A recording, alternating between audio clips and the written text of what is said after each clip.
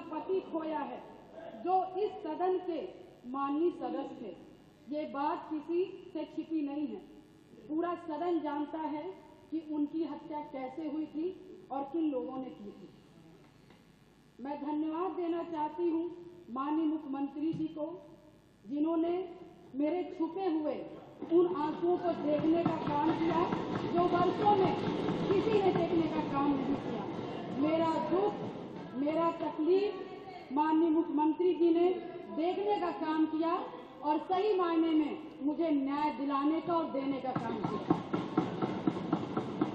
माननीय अधिष्ठाता महोदय जी, मुझ जैसे पता नहीं कितने प्रयागराज में पीड़ित परिवार को माननीय मुख्यमंत्री जी ने ऐसे अपराधियों को दंड दे करके उनको न्याय दिलाने का काम किया है। और कल शायद मेरी प्रयागराज की जनता मुझे सुनेगी तो वो लोग भी माननीय मुख्यमंत्री जी को धन्यवाद देने का काम करेंगे पुनः दोबारा।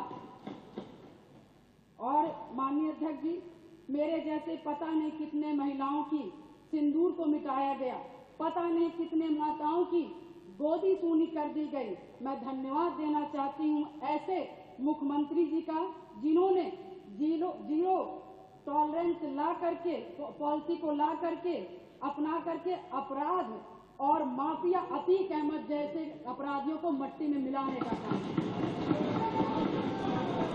आज प्रयागराज अधिष्ठाता महोदय जी, आज प्रयागराज ही नहीं अपितु पूरा उत्तर प्रदेश की जनता आज माननीय मुख्यमंत्री जी के तरफ विश्वास की नजर से देखता है कि कोई भी प्रदेश का कोई भी माफिया या भूमाफिया हमारे भाई की तरफ, हमारी महिलाओं की तरफ, हमारी बहनों की तरफ बुरी नजर से उठा के देखने का काम करेगा तो उस हर अपराधी को मिट्टी में मिलाने का काम किया जाए।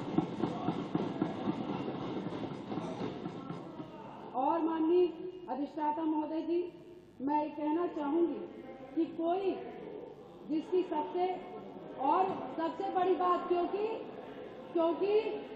जो करके दिखा दे उसी पर विश्वास किया जाता है। मैं भी 3 बार इस सदन की विधायक रही हूँ, बहुत छोटी उम्र से रही हूँ। सबकी विश्वास और सबकी आस से मैं यहाँ पर आई हूँ।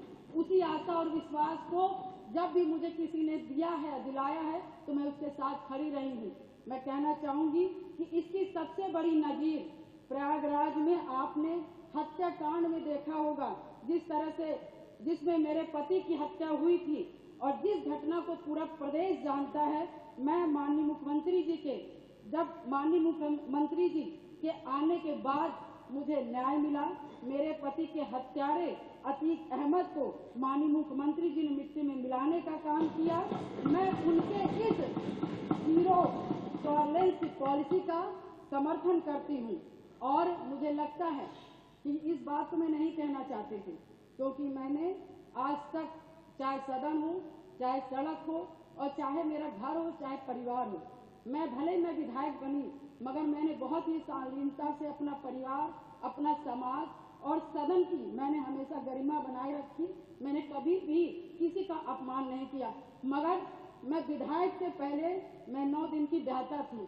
मेरी माँ तो 9 दिन की शादी हुई थी और मैं उस ससुराल में मैं विधायक बनने नहीं गई थी। मैं सिर्फ उस घर का रोटी बनाने के लिए गई थी, अपना परिवार बसाने गई थी। मैं विधायक नहीं बनने गई थी। मगर जब मेरे साथ घटना हुआ तो मैंने न्याय के लिए अपना आवाज खोला, अपने अधिकारों को मानने का काम किया और जो कि मुझे जिस तरह से मुझे सही लगा, मैंने कभी जनता को अपना परिवार समझा, कभी आप सभी माननीय सदस्य को अपना भाई बंधु समझा और आप ही लोग से, सभी लोग से मुझे ताकत मिली। और मुझे लगता है कि प्रयागराज में जो कोई नहीं सोचता था, मैं मिसाल हूँ उन सभी लोगों का, जो कि मैं बहुत गरीब परिवार से, दोनों ससुराल और मैके दोनों परिवार से, बहुत गरीब परिवार से आती हूँ। न मेरे पास पैसा था, न गाड़ी था, न व्यवस्थाएं थी, न घर में कोई एक आदमी था। मगर धन्य शहर पश्चिमी की जनता ने जिस पे मुझे विश्वास करके मुझे चुनाव लड़ने का काम किया और अपने पैसे से चुनाव लड़ने का काम किया और उन्होंने लड़वाने का काम उसी आस्था विश्वास के साथ सन 2005 से मैं कमर कस के मैंने शायद अपनी नहीं कि अपने पति की, मुझे तो पता ही नहीं था कि कौन क्या है। मगर मैंने जब जाना कि इससे कोई लड़ने के लिए तैयार नहीं था अतीक ऐसे माफियाओं से, तो मैंने लड़ने की ठानी, क्योंकि मुझे बस एक चीज लगा कि आज मैं डर जाऊंगी जिसके पति की सारेआम हत्या कर दी गई और उसकी डेड बॉडी नहीं दी गई। ऐसे पता नहीं कैसे नॉर्मल इंसान जो छोटे छोटे समाज के लोग होंगे, पता नहीं हजार राजूपाल जी की हत्याएं हो जाएंगी और हम जैसी लड़कियां गूंगी बहरी घर में बैठ जाएंगी।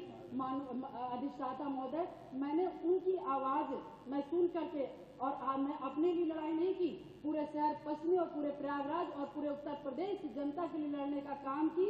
और शायद मेरे आराध्य शिव जी को तरस आया होगा जिन्होंने माननीय सदस्य की सरकार समाप्त कर ले और हमारे जो सबको बोलना है जी को मानने वाले हैं, भगवान जी हनुमान जी को मानने वाले हैं, ऐसे मुखिया उत्तर प्रदेश के सरकार के मुख्यमंत्री बने। और शायद मेरी दम घुट रही थी और शायद मुझे दिक्कत हो रही थी और शायद मैं लड़ते लड़ते कहीं न कहीं अंदर से टूट रही थी, शरीर कमजोर हो रही थी, परेशान हो रही थी।